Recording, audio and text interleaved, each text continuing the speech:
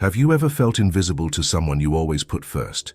Have you given your all, been present, tried everything, and still been ignored, cast aside, treated as if you had no value? This happens because when we give too much, the other person starts to take us for granted.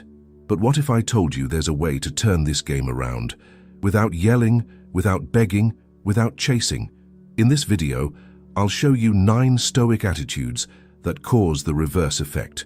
They make the very person who neglected you start to see you again, or rather become desperate with fear of losing you forever. And best of all, you won't have to play games.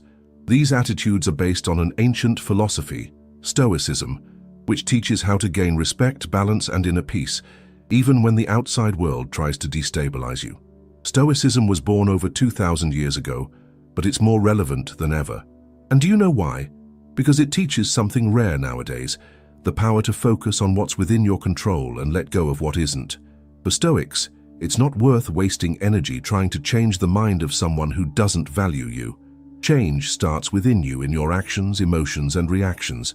Epictetus, one of the greatest names in this philosophy, said, "It's not what happens to you, but how you react that matters." This means that instead of chasing answers, you learn to be the answer. And when you act with this silent firmness, something shifts. You disturb, you arouse doubt, you activate the fear of loss. You stop being predictable and become unforgettable. Because Stoicism isn't about coldness, it's about emotional intelligence, dignity, and strength. And that's exactly what these 9 attitudes will show you now. Attitude 1. Strategic silence. Sometimes what destabilizes someone most isn't what you say, it's what you don't say. When you stop chasing, justifying your presence, or responding on impulse, you change the game. Silence, when used wisely, is one of the most powerful tools to regain your dignity, especially with someone who's grown accustomed to your explanations, your immediate availability, your unlimited attention. When you go silent, without drama, without hints, without announcements, you force the other person to look inward. And that hurts, because the one who thought they always had you nearby starts to miss the noise you made just by existing. Marcus Aurelius said, "Nothing is as powerful as the silence of a man with a just cause." And it's true. Silence leaves space for the other person to think, to feel uneasy, to realize what they've lost. It's not absence, it's elevated presence. It's you saying, "I'm still here, but not just anyway." In a noisy world, those who know how to be silent with purpose become unforgettable. Attitude 2. Focus on yourself. Someone who spends their life trying to be seen by someone who ignores them inevitably distances themselves from their own self. And one of the most transformative and unexpected attitudes is precisely this. Stop wasting energy on those who don't see you and start taking care of who matters most. You. But this isn't a false focus, one of those that try to cause jealousy or look good on social media. It's true focus. It's waking up and choosing to invest in your mind, your body, your projects, your peace. When you start treating yourself with care, with priority, something in you changes. And this silent transformation, without fanfare, without performance, deeply impacts the person who once ignored you, because they start to realize that you no longer depend on them to feel good. The Stoics said, "True freedom comes from within," and it's precisely when you stop wanting to be chosen that others start to want to choose you. You move from the role of begging for attention to the role of inspiring respect. Focusing on yourself isn't selfishness, it's your healing. Attitude 3. Controlled absence. Some people only understand the value of your presence when they feel the weight of your absence.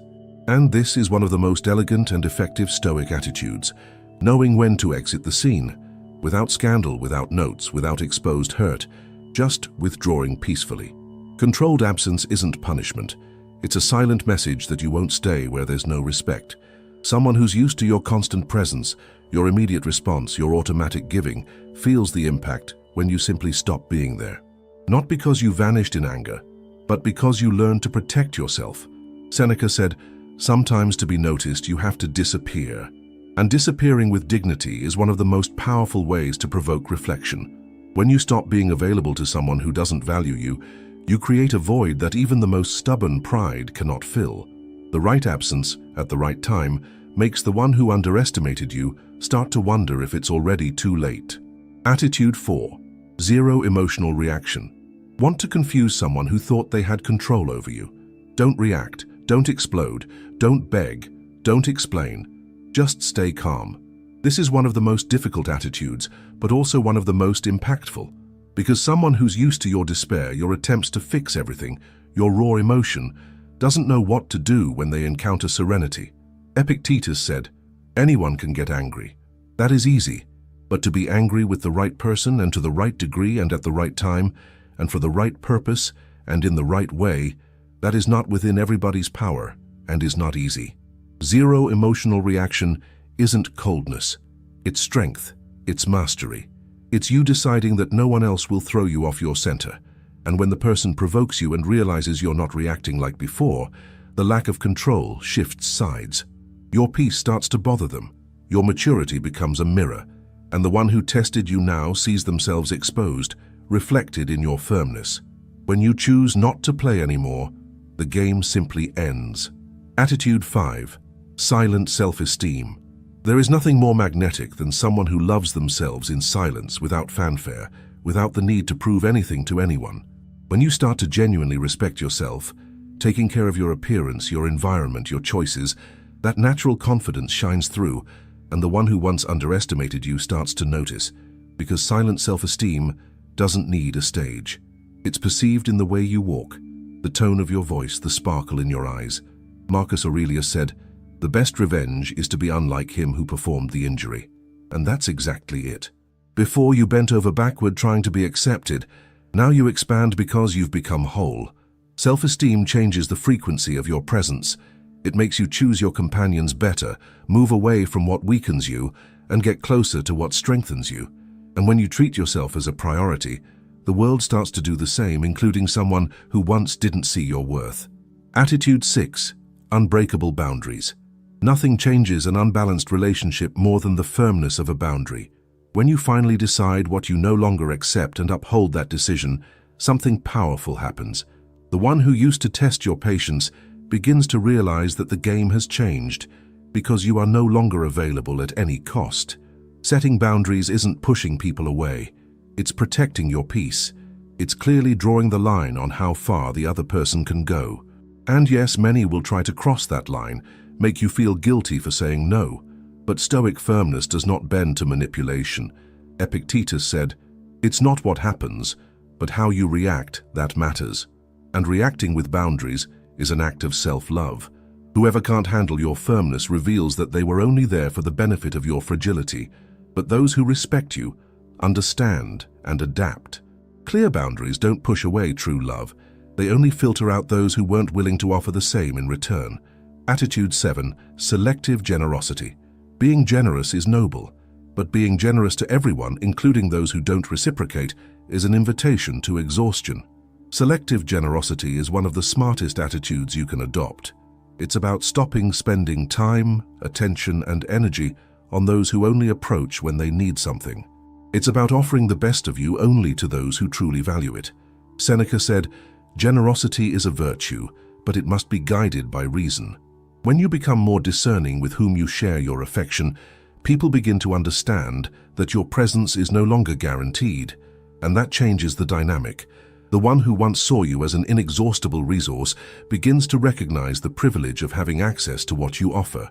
Generosity loses the weight of obligation and gains the sparkle of choice. You choose who deserves your attention, and whoever used you before now feels the absence of what they never knew how to value.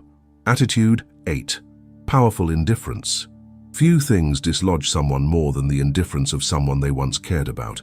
But pay attention, indifference is not contempt, it is emotional maturity.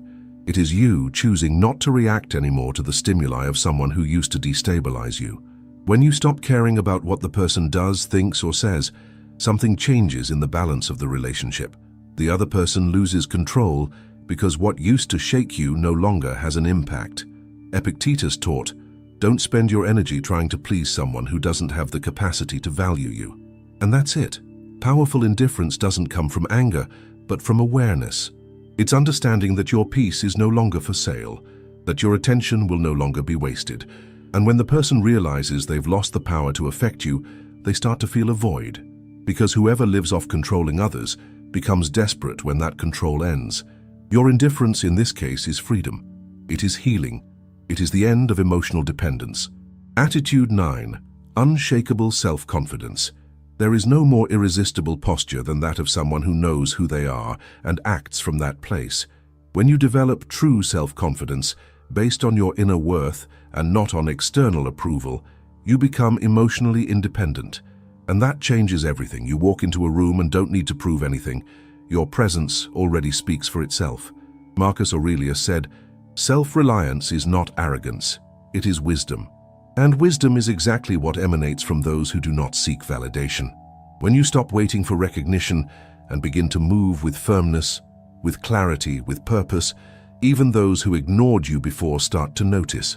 Because now you don't need to be chosen. You chose yourself. And that's the moment the game turns. The one who once underestimated you realizes they've lost access to someone who finally understood their own worth. And that loss hurts, because self-confidence not only attracts, it also liberates. Now you understand. These attitudes aren't about revenge. They're about transformation, about regaining control of your life and stopping the search outside for what can only be built within.